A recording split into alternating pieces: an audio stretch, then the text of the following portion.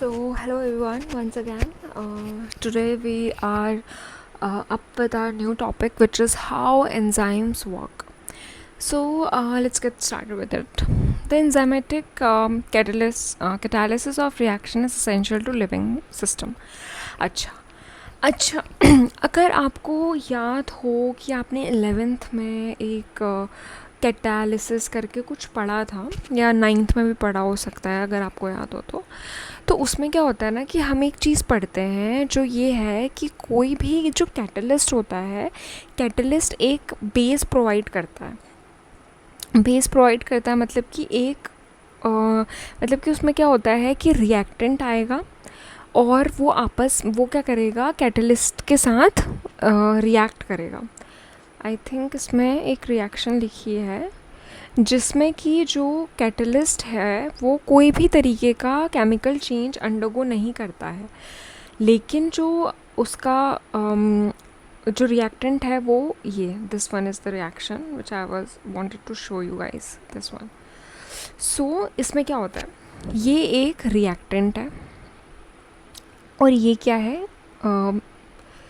एक soluble you can say enzyme और substrate बोला है हमने, एंजाइम और सबस्ट्रेट का कॉम्बिनेशन है, ठीक है। ये एंजाइम है और ये क्या है, सबस्ट्रेट है। अब ये दोनों एक ऐसी रिएक्शन जो कि बहुत रिवर्सिबल है, this sign is for reversible. तो ये क्या करती है, एंजाइम और सबस्ट्रेट आपस में कंबाइन होते हैं और फिर क्या करता है, एंजाइम जो है वो प्रोडक्ट बना देता है, यानी कि सबस्ट्रेट से वो प्रोडक्ट बना देता है और लास्ट में एंजाइम अलग हो जाता है।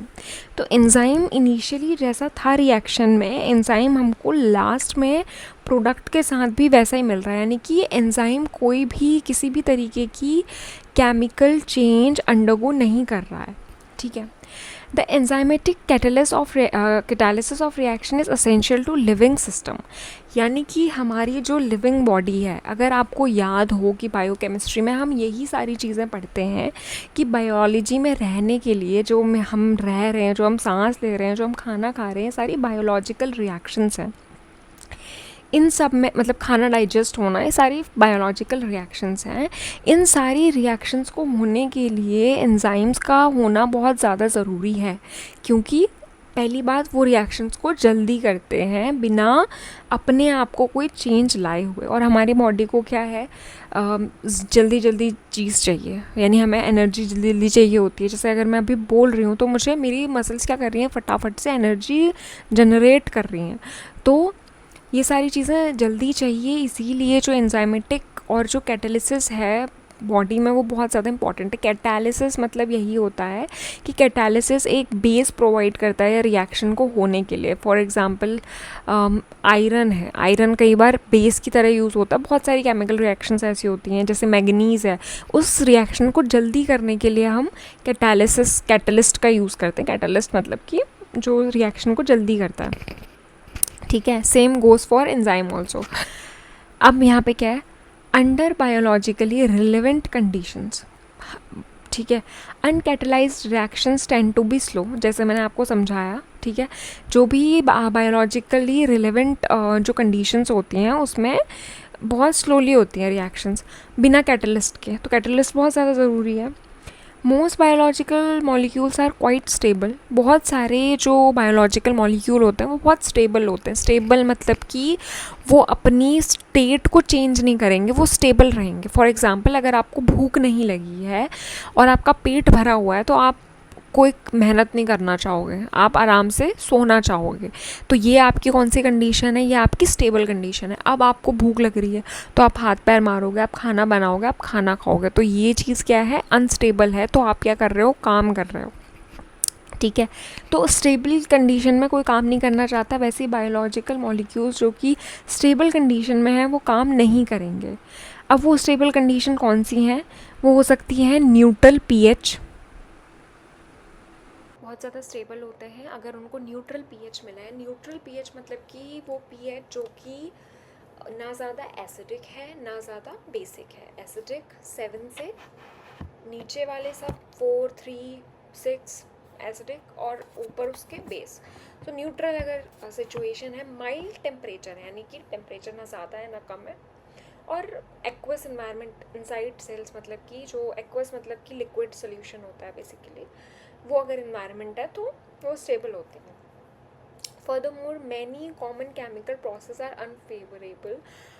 अनफेवरेबल और unlike in the cellular environment, यानी कि बहुत सारी ऐसी कंडीशंस होती हैं, बहुत सारी ऐसी अनफेवरेबल, मतलब कि बहुत सारी सेल्स जो मोस्टली जो सेल्स होती हैं, excuse me for this, okay, mostly जो सेल्स होती हैं उनमें दिस इज़ एन अनफेवरेबल, यानी कि जो कोई भी तरीके की केमिकल रिएक्शन होना है, कोई भी केमिकल प्रोसेस होना अनफेवरेबल होता है। अनफेवरेबल मतलब कि फेवर नहीं करता उसको, such as the transit formation of unstably charge intermediate or the collision of two or more molecules is precisely orientation required for reaction। जैसे कि अगर एक सेल है, ठीक है, एक सेल है, उसके बीच में रिएक्शन तभी होगी जब दो या दो से ज़्यादा मॉलिक्यूल क्या करेंगे, आपस में कोलिजन करेंगे, यानी कि कोलाइड होंगे। अब ऐसा ट्रांजिएंट, ऐसा फॉर्मेशन जो होगा वो जो मॉलिक्यूल है उसमें पॉसिबल नहीं है, क्योंकि अगर ऐसा होगा तो वो उस मॉलिक्यूल की ओरिएंटेशन को ख़राब कर देगा। अब आप इसको अपनी सेल में इमेजिन करो कि आपकी सेल में कोलिजन हो रहा है, ठीक है, रिएक्शंस हो रही हैं, कोलिजन हो रहा है, तो कैसे, मतलब क्या क्या कैसे होगा वो। So the thing is this कि वो हमारा जो सिस्टम है वो उसको फेवर नहीं करता एक तरीके से। Reaction required to digest food, as I told you earlier, send nerves, as I told you earlier, और contract a muscle, एक मसल को कॉन्ट्रैक्ट करने के लिए, why it is so dark, maybe this will work, yeah this is working, so contract a muscle simply do not occur at a useful rate without catalysis। सो हमने यहाँ पे पूरा जो ये अभी तक रामायण पढ़ी, ये पूरी हमने इसीलिए पढ़ी कि जो भी ये कॉन्ट्रैक्शन हो रहा है मसल्स का, नर्व का जो काम है, सब कुछ हो रहा है जो, ये बिना कैटालिसिस के, किसी भी कैटलिस्ट की प्रेजेंस ना होने की वजह से बहुत ही ज़्यादा स्लो होगी। An enzyme circumvents these problems by providing a specific environment in which a given reaction can occur more rapidly।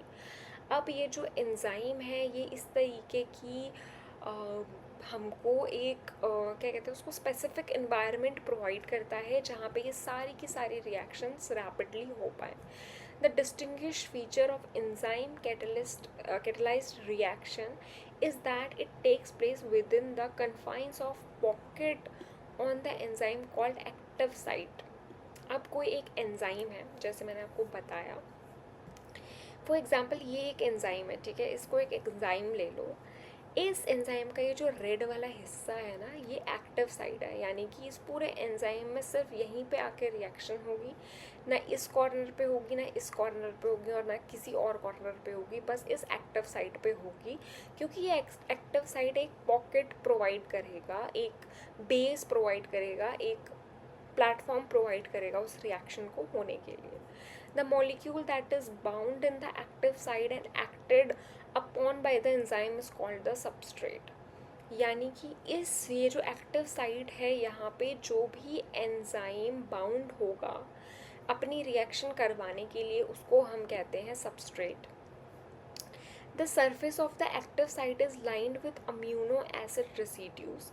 ये जो एक्टिव साइट है यहाँ पे अम्यूनो एसिड के कुछ रेसिड्यू प्रेजेंट होते हैं जो कि सब्स्टिट्यूएंट ग्रुप के साथ बाइंड होते हैं सबस्ट्रेट के।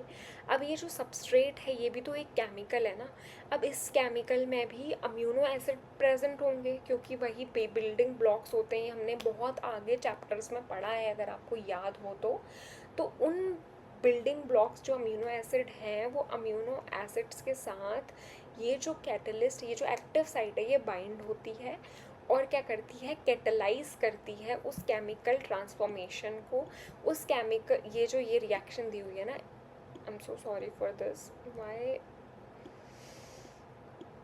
ये जो नीचे वाली, you can see this reaction, this enzyme plus substrate wali reaction, okay, this reaction takes place and that this chemical transformations takes place, basically we can say like that, okay. Often the active site encloses a substrate, sequestering it completely from solution. एक active site क्या होती है, एक substrate को enclose करती है बाकी solution से बिल्कुल अलग करते हुए उसको. The enzyme substrate complex and entity first proposed by Charles. तो ये आप नाम याद रख लेना अपने रेफरेंस के लिए कि एंजाइम सबस्ट्रेट कॉम्प्लेक्स जो चीज़ दी थी वो इन्होंने दी थी. इसको हम कहते हैं centre to the action of enzyme. यहाँ पे ही जो एंजाइम है उसका एक्शन होता है. It is also restarting point for mathematical treatment that defines the kinetic behaviour of enzymatic catalyst reaction. अच्छा सुनो, अब ध्यान से सुनना इस बात को. ये जो एक्टिव साइट है, यहाँ पे जो पूरा ये जो हम एंजाइमेटिक कैटलिस्टिक रिएक्शंस पढ़ने वाले हैं आगे, इसके बाद ये पूरा का पूरा मैथ्स है. अब इसमें कोई बायोलॉजी नहीं आने वाली है, पूरी की पूरी केमिस्ट्री आएगी और मैथ्स आएगी. जहाँ पे काइनेटिक बिहेवियर हम बात करते हैं ना, kinetic behaviour is something which we read in physics, which we learn in physics.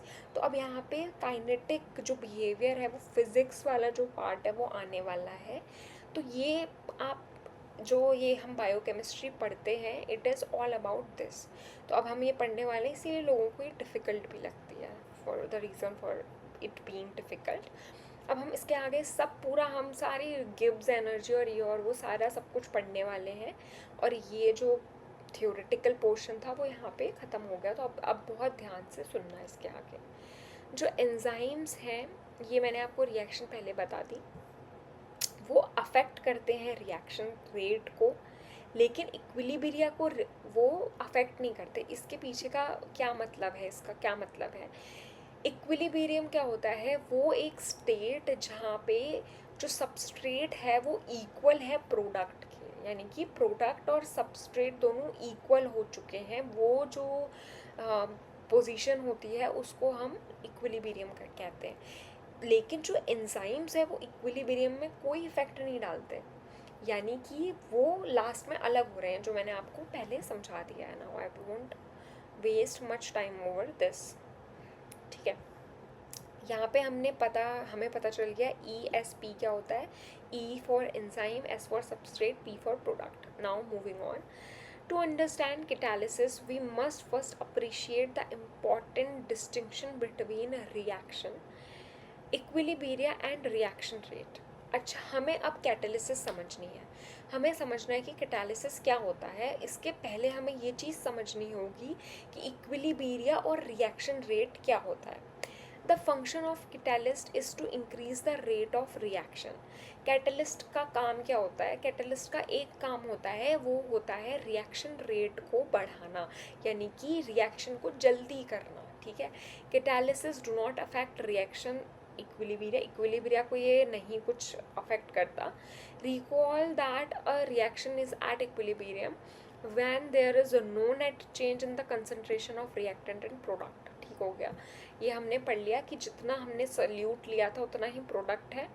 ये हमने अपना इक्वेशन देख ली थी. अब हमें चैप्टर 1 याद करना है. अगर नहीं आपको याद है तो आप जाके देखो उसको, ठीक है. Energy is biological. Energy in biological system is described in terms of free energy. अब हम इसके बाद जितनी भी फ्री एनर्जी की बात करने वाले हैं, क्योंकि हम बायोकेमिस्ट्री पढ़ रहे हैं और हम बायोलॉजिकल सिस्टम की ही बात कर रहे हैं, तो जितनी भी हम फ्री एनर्जी इस पूरे चैप्टर, इस पूरी बुक में, क्या पूरी बायोकेमिस्ट्री में हम डिस्कस करते हैं, वो सब हम फ्री एनर्जी की तरीके से डिस्कस करते हैं. और उस फ्री एनर्जी को हमने एक टर्म दे दिया जिसका है G सिंबल, ठीक है. उस अल्फ़ाबेट को, वो अल्फ़ाबेट जो हमने नोट किया वो है G. In the coordinate diagram, the free energy of the system is plotted against the progress of the reaction. Coordination diagram में जो हम आगे देखेंगे उसमें हमने फ्री एनर्जी का जो सिस्टम है वो प्लॉट किया है, जो भी है ये. The starting point for either the forward और the reverse reaction is called ground state. अच्छा, अब यहाँ से ना पूरे टर्म्स बेस बनना शुरू हो गया, तो ध्यान से सुनते रहना. The starting point for either the forward और the reverse reaction is called ground state. यानी कि वो एक पॉइंट जहाँ से वो रिएक्शन या तो आगे जाएगी या तो पीछे जाएगी, उसको हम ग्राउंड स्टेट कह रहे हैं. इस ग्राउंड स्टेट पे अब हम ये जो the contribution of free energy on the ground state under a given set of जो भी है, इस ग्राउंड स्टेट पे जो एनर्जी है वो एनर्जी है फ्री एनर्जी, ठीक है. और उसका कंट्रीब्यूशन यहाँ पे दिया हुआ है, इतना इतना है. Okay, now moving on.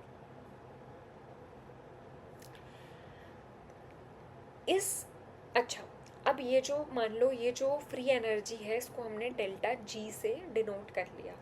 अब इस फ्री एनर्जी के चेंज को ही हम स्टडी करेंगे, जिसको हम स्टैंडर्ड फ्री एनर्जी चेंज बोलते हैं. और इसी चेंज को हम स्टडी करते हैं कि जो इक्विलिब्रियम में पहुंचने में या सब्स्टिट्यूट की जो रिएक्शंस हो रही हैं सबस्ट्रेट की, एंजाइम्स की, उनमें क्या चेंजेस आ रहे हैं, वो सारी एनर्जी के चेंजेस हम रेफरेंस पॉइंट जो कि हमने ग्राउंड स्टेट लिया है, इसी एनर्जी के ऊपर नीचे जाने से हम पढ़ने वाले हैं.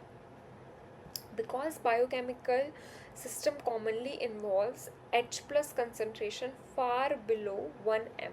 अच्छा, यानी कि हम लोग जो बायोलॉजिकल सिस्टम होता है उस वो एसिडिक नहीं होता इतना ज़्यादा, तो इसीलिए जो बायोकेमिस्ट जो हैं, जो आप बनोगे या जो हम हैं, biochemist defines a biological standard free energy that is this. अच्छा, एक फ्री एनर्जी है जिसको हम डेल्टा जी से डिफाइन करते हैं, और केमिस्ट्री में उसकी एक डिफाइंड टर्म है कि इतना इतना टेम्परेचर होना चाहिए, इतना इतना pH होना चाहिए, जहाँ पे कि वो इस नाम से डिनोट होगी.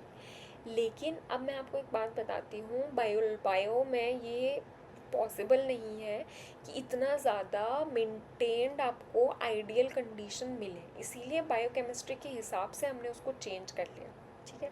सो the standard free energy change at pH 7, we imply this definition throughout the book, जिसको हम डेल्टा जी से डिनोट कर रहे हैं, और ये आइडियल pH की सिचुएशन नहीं है. The equilibrium between S and P reflects the difference in the free energy of their ground state. ये है substrate by, okay, I get this is substrate. अब आप मेरा कर्सर देखना, because it is just highlighting the text. ये जो ground state है इसकी और ये जो प्रोडक्ट बना हमारा, इन दोनों की बीच में जो एनर्जी का डिफरेंस है ना, यही डिफरेंस हम पढ़ने वाले हैं. इसी डिफरेंस को हम पढ़ने वाले हैं.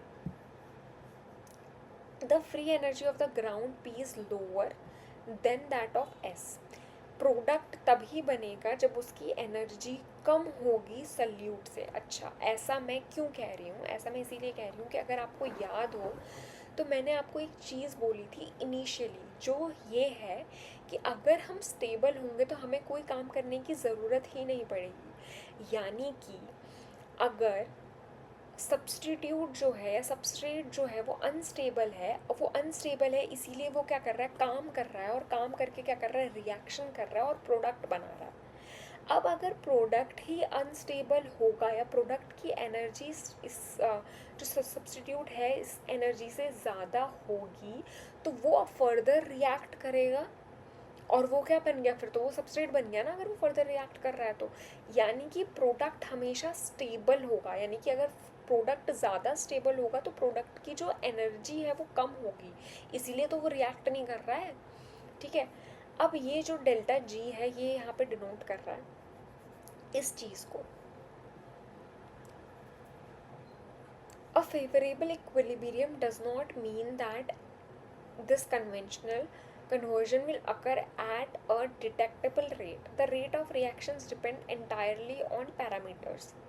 अच्छा, एक इक्विलिब्रियम है. इक्विलिब्रियम का मतलब ये नहीं होता है कि सब्स्टिट्यूट से डायरेक्टली प्रोडक्ट बन गया, कन्वर्जन हो गया और रेट जो है वो बहुत ज़्यादा जल्दी हो गया या फेवरेबल अगर एनवायरनमेंट था फिर भी.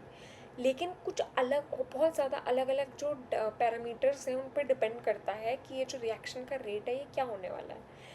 There is energy barriers between S and P, यानी कि सब्सटीट्यूट या सॉल्यूट या सबस्ट्रेट और जो प्रोडक्ट है इनके बीच में एनर्जी बैरियर्स होते हैं. The energy required for alignment of reacting groups, formation of transient unstable charge bond rearrangement and their transformation required the reaction proceed in either direction. अच्छा, ये हमेशा ज़रूरी नहीं है कि जो सल्यूट है उसी से प्रोडक्ट बन रहा है. ये देखो, अगर आपने ये साइन नोट किया होगा ना, तो ये वन वे डायरेक्शन में है, जबकि इक्विलिब्रियम का साइन क्या होता है आपको पता है, वो बोथ डायरेक्शंस में होता है. जैसे कि आप यहाँ पे देख सकते हो बोथ डायरेक्शंस में है. ठीक है, तो ये जो एनर्जी बैरियर्स है ना बिटवीन ग्राउंड स्टेट और प्रोडक्ट, इस एनर्जी में क्या क्या चीज़ इन्वॉल्व होती है. बहुत सारे बॉन्ड बन रहे होते हैं और टूट रहे होते हैं, जिसको हम बॉन्ड रीअरेंजमेंट कहते हैं. बहुत ज़्यादा इलेक्ट्रॉन्स निकल रहे होते हैं, प्रोटॉन्स जो होते हैं वो अपनी स्टेट भर रहे होते हैं.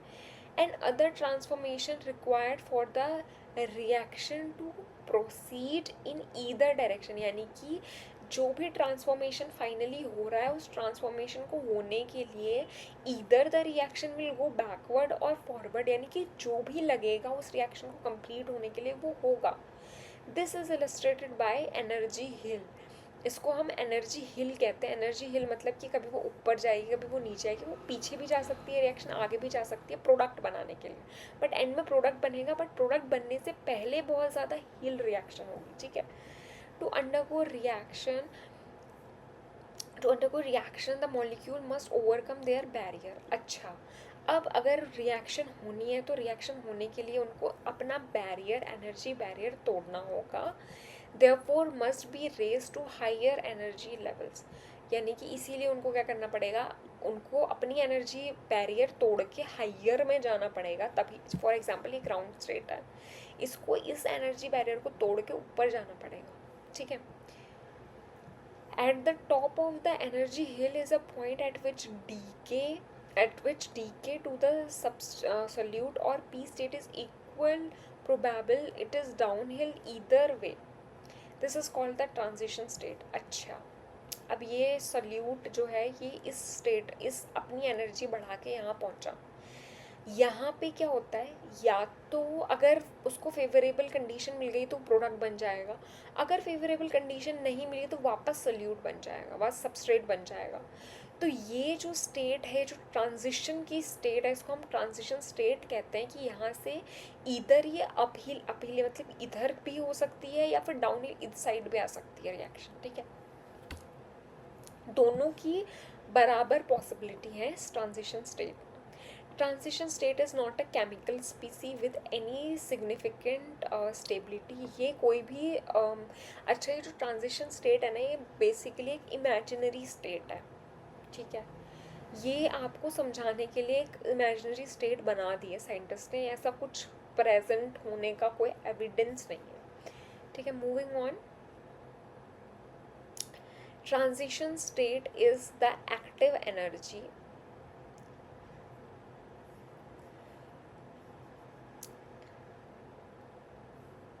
ठीक है, ट्रांजिशन हो गया. अब एक्टिवेशन एनर्जी पे आते हैं. The difference between energy level of ground state and transition state is called the activation energy. ये जो है इसको, ये जो ट्रांजिशन स्टेट और ग्राउंड स्टेट के बीच में, इसको हम क्या कहते हैं, एक्टिवेशन एनर्जी कहते हैं. ठीक है, ये बेस बन रहा है, इसको ध्यान से सुनते जाना. ये होती है एक्टिवेशन एनर्जी. अभी आपका ये वाली एनर्जी क्या होती है ये भी आएगा कि इस ट्रांजिशन स्टेट से प्रोडक्ट वाली को क्या बोलते हैं, और इन दोनों को माइनस करके जो होती है वो होती है फ्री एनर्जी, गिब्स एनर्जी भी बोलते हैं इसको. The rate of reaction reflects activation energy. मतलब कि अगर हाइयर एक्टिवेशन एनर्जी है तो स्लोअर रिएक्शन होगी, ठीक है। और ये अब अगर टेम्परेचर बढ़ा होगा तो रिएक्शन जल्दी होगी, पीएच अगर होगा तो उसके हिसाब से तो जल्दी होगी। अच्छा, अब है क्या, enzymes are no exception to the rule that catalysis do not affect reaction equilibria. The bidirectional arrow of an enzyme catalyst shows this also. Okay. जब हम एंजाइम वो वाली रिएक्शन देख रहे थे तो ये इक्विलिब्रिया, ये जो एंजाइम है ये कोई एक्सेप्शन नहीं है इक्विलिब्रिया के रूल के लिए जो हमने पहले पढ़ा हुआ था। एंजाइम्स क्या करते हैं, एक्सेलरेट करते हैं, ये सब कुछ है इसमें। अच्छा, वापस से एक ये है the general principle conversion of sucrose and oxygen to carbon dioxide. ये सुक्रोज है, ये क्या है, ये है ऑक्सीजन, ये क्या बना रही है, CO2 और H2O बना रही है। The conversion which takes place through a series of separate reaction has a very large and negative delta G. अच्छा, अब नेगेटिव डेल्टा जी होने के पीछे क्या रीज़न है वो मैं आपको बताती हूँ। पहले तो इधर आओ, ये एनर्जी जो है हम कह रहे हैं कि ये वाली एनर्जी हमेशा कम होगी, तो ये वाली क्या है, प्रोडक्ट की है। तो प्रोडक्ट की एनर्जी क्या है, कम है। प्रोडक्ट माइनस जब हम सब्स्टिट्यूट माइनस जब हम प्रोडक्ट करेंगे तो ये वाली एनर्जी नेगेटिव आएगी, ठीक है। ये हम आगे पढ़ने वाले हैं।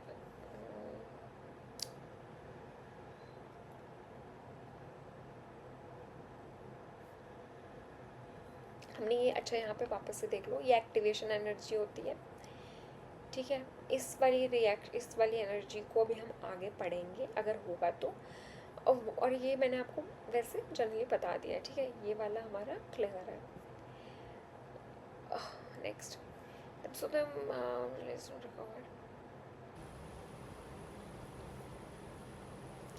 सो मूविंग ऑन, हमने ये चीज़ देखी थी कि this conversion which takes place through a series of separate reaction, और वो क्या रिएक्शन है, conversion of sucrose with oxygen to carbon dioxide and water, has a large and negative delta G. यानी कि जो फ्री एनर्जी है या फिर गिब्स एनर्जी है इसमें बहुत ज़्यादा नेगेटिव होती है।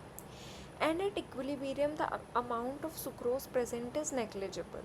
और इक्विलिब्रियम में ये जो सुक्रोज का अमाउंट होता है वो बहुत कम प्रेजेंट होता है, क्योंकि सारा का सारा कार्बन डाइऑक्साइड और वाटर में कन्वर्ट हो चुका होता है। Yet sucrose is a stable compound. इसके बावजूद भी जो सुक्रोज है वो एक स्टेबल कंपाउंड है, because the activation energy barrier that must be overcome before sucrose reacts with oxygen is quite high. इसका मतलब कि जो एक्टिवेशन एनर्जी का बैरियर है, जो ये एक्टिवेशन एनर्जी का बैरियर था, ये सुक्रोज ने क्या किया, ओवरकम कर लिया। मतलब कि सुक्रोज जो रिएक्ट कर रहा था ऑक्सीजन से वो बहुत ज़्यादा हाई था। Sucrose can be stored in a container with oxygen almost indefinitely without reacting. जो सुक्रोज है उसको हम ऐसे कंटेनर में कंटेन करके रख सकते हैं जहाँ पे कि सिर्फ और सिर्फ ऑक्सीजन प्रेजेंट है। In cells however sucrose is readily broken down to CO2 and H2O।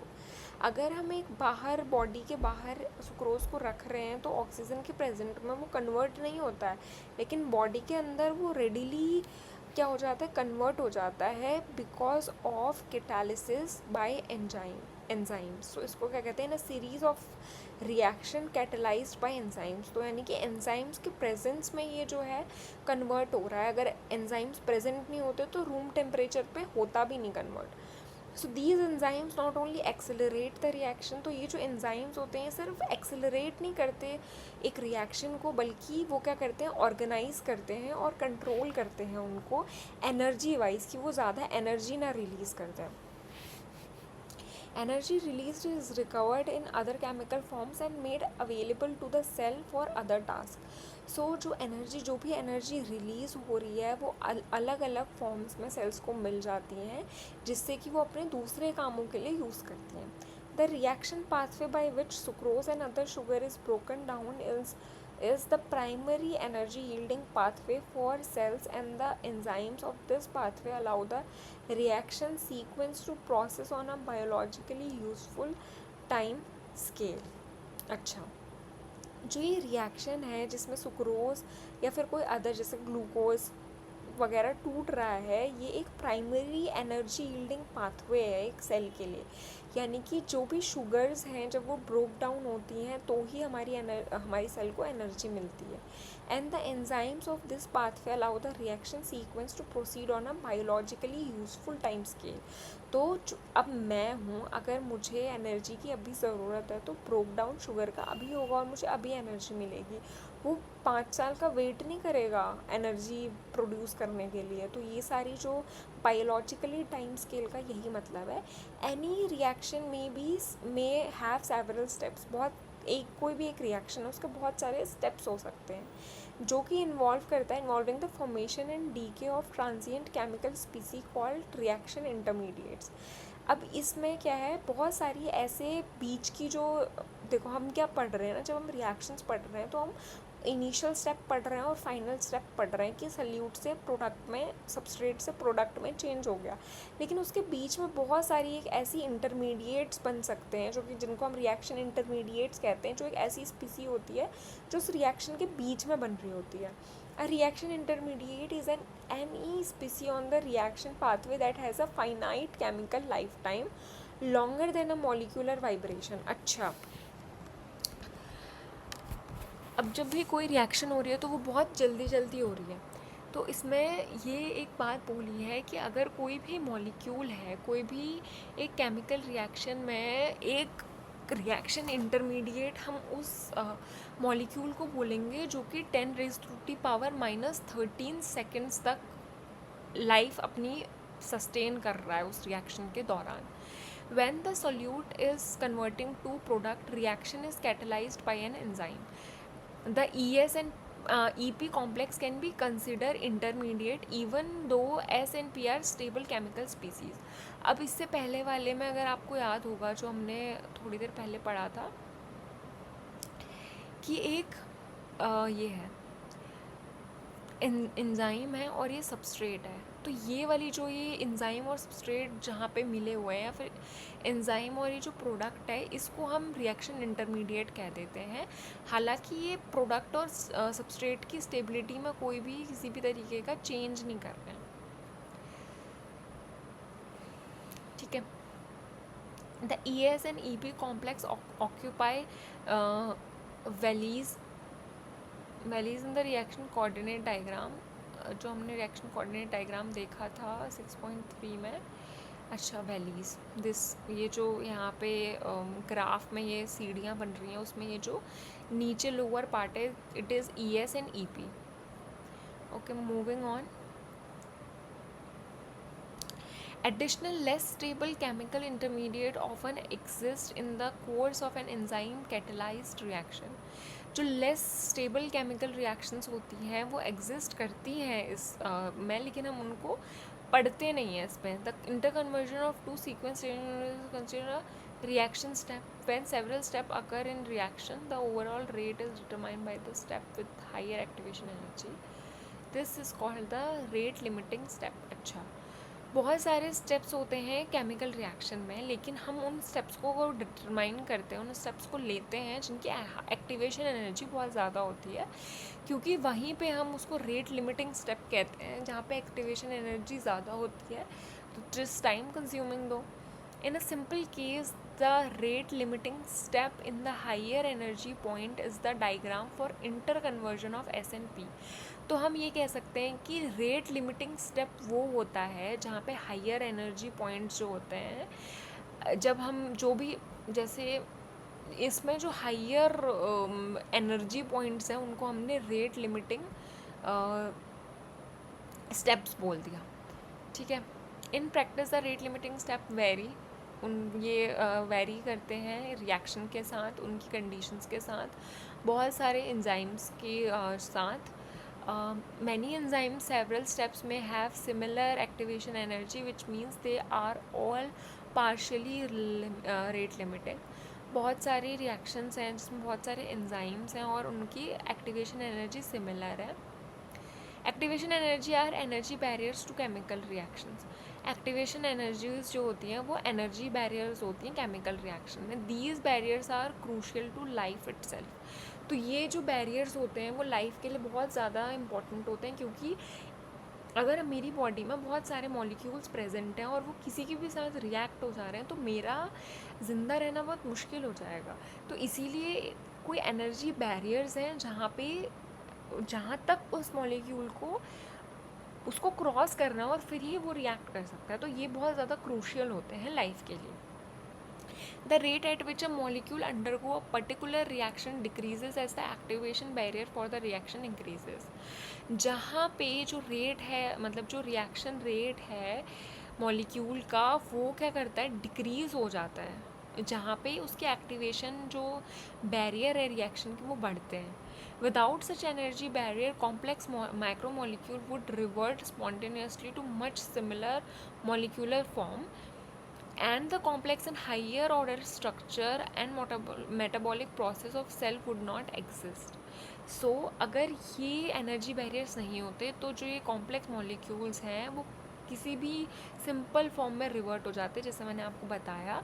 और ये कॉम्प्लेक्स और हाईली ऑर्डर्ड स्ट्रक्चर जो है वो इस सेल के मेटाबॉलिज्म के लिए नुकसान देते या फिर होते ही नहीं प्रेजेंट. जैसे कि सुक्रोज़ को इतना लेवल पे जाना पड़ रहा है, अपने आप को एक्टिवेट करना पड़ रहा है, एक्टिवेशन एनर्जी लगानी पड़ रही है कि वो CO2 और O2 में कन्वर्ट हो. अगर वो ऐसे ही किसी में भी कन्वर्ट हो जाता तो हमें उससे एनर्जी नहीं मिलती. Over the course of evolution, enzymes have developed to lower activation energy selectively for reactions that are needed for cell survival. तो इवोल्यूशन के दौरान एंजाइम्स ने भी कुछ ऐसी लोअर एक्टिवेशन सेलेक्ट की हैं जो कि सेल सर्वाइवल के लिए इम्पॉर्टेंट है. तो ये जो है टॉपिक यहाँ पे कंप्लीट होता है. नेक्स्ट जो टॉपिक है वो है reaction rates and equilibria have precise thermodynamical definitions.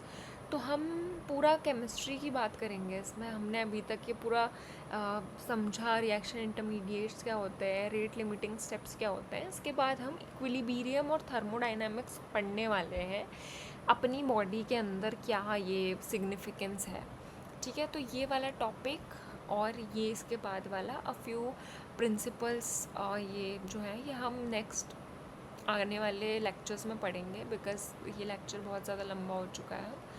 So I hope you guys are revising, so keep revising. थोड़ा सा बच गया है चैप्टर शायद से, आई थिंक काफ़ी बचा हुआ है. Okay, no problem. हम एक चीज़ को समझेंगे अच्छे से. तो मिलते हैं गाइस आपसे नेक्स्ट वीडियो में. आई होप मैं बहुत जल्द उसको अपलोड करूँ, सिंस मुझे ना बहुत मेहनत लगती है एक एक वीडियो बनाने में, तो इसीलिए बहुत ज़्यादा टाइम लग जाता है. So I hope you guys are able to understand this. तो हम नेक्स्ट वीडियो में मिलते हैं. Till then keep revising. Thank you.